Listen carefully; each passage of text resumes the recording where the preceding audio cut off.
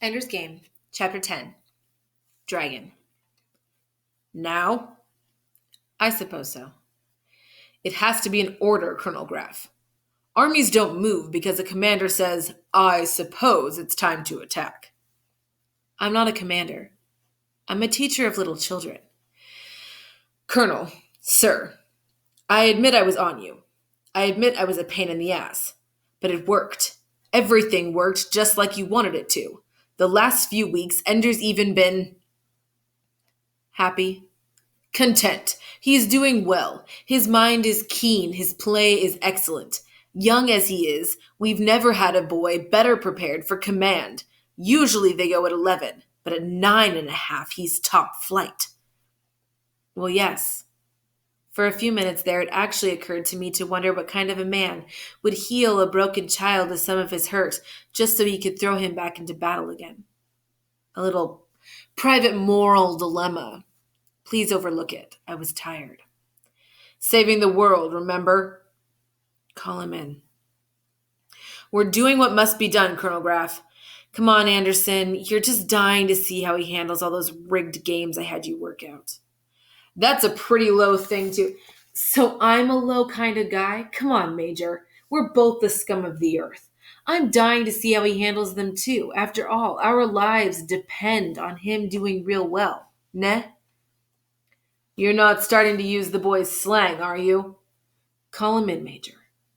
I'll dump the rosters into his files and give him his security system. What we're doing to him isn't all bad, you know. He's got his privacy again. Isolation, you mean? The loneliness of power. Call him in. Yes, sir. I'll be back with him in 15 minutes. Goodbye, sir. Yes, sir. Yes, sir. Yes, sir. I hope you had fun. I hope you had a nice time being happy, Ender. It might be the last time in your life. Welcome, little boy. Your dear Uncle Graff has plans for you.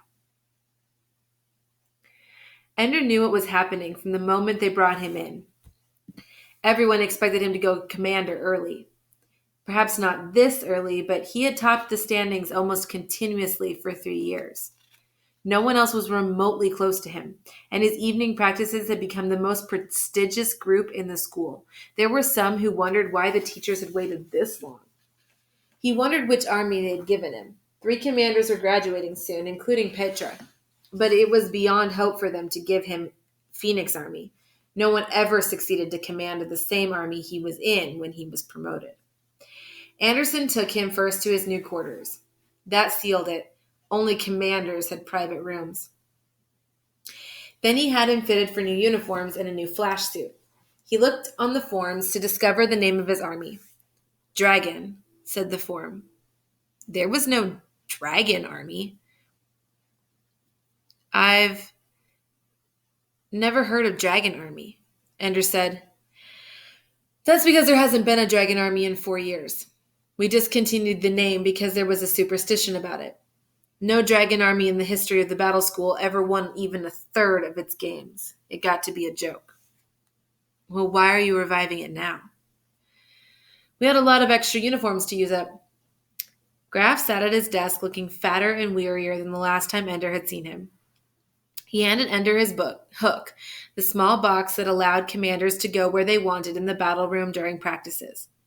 Some said they worked magnetically. Some said it was gravity. Many times during his evening practice sessions, Ender had wished that he had a hook instead of having to rebound off walls to get where he wanted to go. Now that he'd got quite deft at maneuvering without one, here it was. It only works, Anderson pointed out, during your regularly scheduled practice sessions. Since Ender already planned to have extra practices, it meant the hook would only be useful some of the time. It also explained why so many commanders never held extra practices. They depended on the hook, and it wouldn't do anything for them during the extra times. If they felt that the hook was their authority, their power over the other boys, then they were even less likely to work without it. That's an advantage I'll have over some of my enemies, Ender thought. Graff's official welcome speech sounded bored and over-rehearsed. Only at the end did he begin to sound interested in his own words. We're doing something unusual with Dragon Army. I hope you don't mind. We've assembled a new army by advancing the equivalent of an entire launch course early and delaying the graduation of quite a few advanced students. I think you'll be pleased with the quality of your soldiers. I hope you are, because you're forbidding you to transfer any of them. No trades? Asked Ender. It was how commanders always shored up their weak points, by trading around. None. You see, you've been conducting your extra practice sessions for 3 years now. You have a following.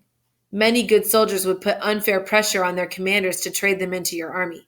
We've given you an army that can, in time, be competitive. We have no intention of letting you dominate unfairly. What if I've got a soldier I just can't get along with? Get along with him. Graf closed his eyes, Anderson stood up, and the interview was over. Dragon was assigned the colors gray, orange, gray. Ender changed into his flash suit, then followed the ribbons of light until he came to the barracks that contained his army. They were there already, milling around near the entrance. Ender took charge at once. Bunking will be arranged by seniority. Veterans to the back of the room, newest soldiers to the front.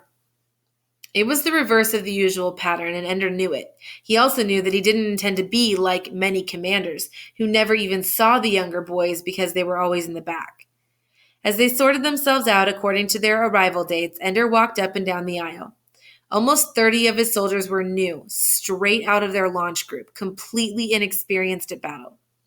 Some were even underage. The ones nearest the door were pathetically small. Ender reminded himself that that's how he must have looked to Bonzo Madrid when he first arrived. Still, Bonzo had had only one underage soldier to cope with. Not one of the veterans belonged to Ender's elite practice group. None had ever even been a toon leader. None, in fact, was older than Ender himself, which meant that even his veterans didn't have more than 18 months' experience. Some he didn't even recognize. They had made so little impression. They recognized Ender, of course, since he was the most celebrated soldier in the school. And some, Ender could see, resented him. At least they did me one favor. None of my soldiers is older than me. As soon as each soldier had a bunk, Ender ordered them to put on their flash suits and come to practice. We're on the morning practice schedule, straight to practice after breakfast. Officially, you have a free hour between breakfast and practice. We'll see what happens after I find out how good you are. After 3 minutes, though many of them still weren't dressed, he ordered them out of the room. But I'm naked, said one boy. Dress faster next time. 3 minutes from first call to running out the door. That's the rule this week. Next week, the rule is 2 minutes. Move.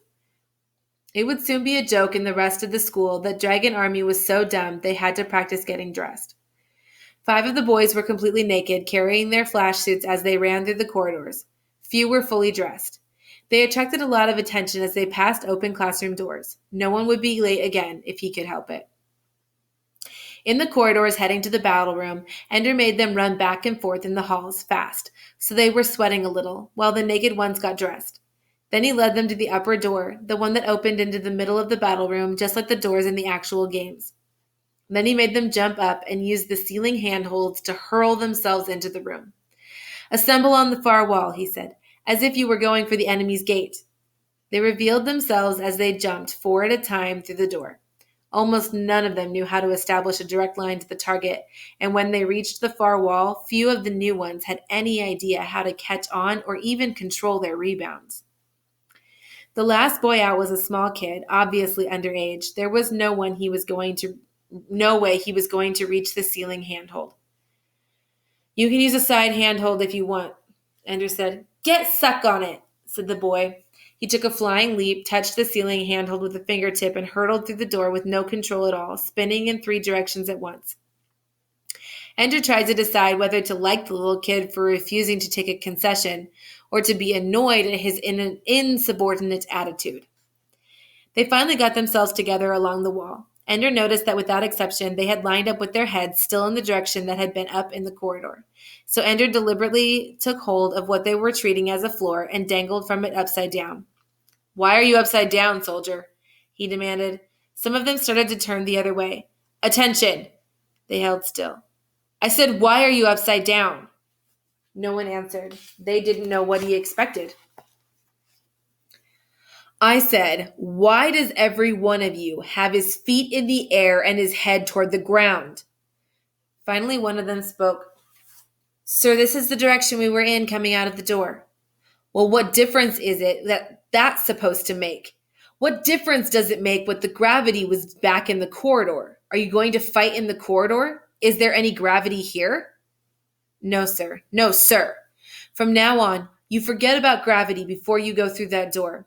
The old gravity is gone, erased. Understand me? Whatever your gravity is, when you get to the door, remember, the enemy's gate is down. Your feet are toward the enemy gate. Up is toward your own gate. North is that way. South is that way. East is that way. West is what way? They pointed. That's what I expected. The only process you've mastered is the process of elimination, and the only reason you've mastered that is because you can do it in the toilet. What was the circus I saw out here? Did you call that forming up? Did you call that flying?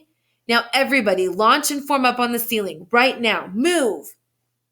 As Ender expected, a good number of them instinctively launched, not toward the wall with the door in it, but toward the wall that Ender had called north, the direction that had been up when they were in the corridor. Of course, they quickly realized their mistake, but too late. They had to wait to change things until they had rebounded off the north wall. In the meantime, Ender was mentally grouping them into slow learners and fast learners. The littlest kid, the one who had been last out of the door, was the first to arrive at the correct wall, and he caught himself adroitly. They had been right to advance him. He'd do well. He was also cocky and rebellious, and probably resented the fact that he had been the one of the Enders who had been naked through the corridor. You, Ender said, pointing at the small one. Which way is down? Toward the enemy door. The answer was quick. It was also surly, as if to say, okay, now get on with the important stuff. Name, kid. This soldier's name is Bean, sir. Get that for size or brains? The other boys laughed a little. Well, Bean, you're right on to things. Now listen to me, because this matters. Nobody's going to get through that door without a good chance of getting hit. In the old days, you had 10, 20 seconds before you even had to move. Now, if you aren't already streaming out of the door when the enemy comes out, you're frozen. Now, what happens when you're frozen? Can't move, one of the boys said. That's what frozen means, Ender said, but what happens to you? It was Bean, not intimidated at all, who answered intelligently. You keep going in the direction you started in, at the speed you were going when you were flashed. That's true. You 5, there on the end. Move. Startled, the boys looked at each other. Ender flashed them all. The next 5. Move. They moved. Ender flashed them too, but they kept moving, heading toward the walls. The first 5, though, were drifting uselessly near the main group. Look at these so-called soldiers, Ender said. Their commander ordered them to move, and now look at them. Not only are they frozen, they're frozen right here, where they can get in the way, while the others, because they moved when they were ordered, are frozen down there, plugging up the enemy's lanes, blocking the enemy's vision. I imagine that about 5 of you will understand the point of this, and no doubt Bean is one of them. Right, Bean? He didn't answer at first. Ender looked at him until he said, Right, sir. Then what is the point? When you are ordered to move, move fast. So if you get iced, you'll bounce around instead of getting in the way of your own army's operations. Excellent. At least I have one soldier who can figure things out. Ender could see resentment growing in the way the other soldiers shifted their weight and glanced at each other, the way they avoided looking at Bean. Why am I doing this? What does this have to do with being a good commander, making one boy the target of all the others? Just because they did it to me, why should I do it to him? Ender wanted to undo his taunting of the boy, wanted to tell the others the little one needed their help and friendship more than anyone else. But of course Ender couldn't do that. Not on the first day. On the first day, even his mistakes had to look like part of a brilliant plan. Ender hooked himself nearer the wall and pulled one of the boys away from the other. Keep your body straight, said Ender. He rotated the boy in midair so his feet pointed toward the others. When the boy kept moving his body, Ender flashed him. The others laughed. How much of his body could you shoot? Ender asked a boy directly under the frozen soldier's feet.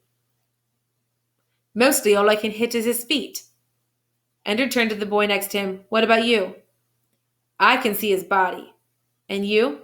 A boy a little farther down the wall answered, All of him. Feet aren't very big. Not much protection. Ender pushed the frozen soldier out of the way. Then he doubled his legs up under him as if he were kneeling in midair and flashed his own legs. Immediately, the legs of his suit went rigid, holding them in that position. Ender twisted himself in the air so that he knelt above the other boys.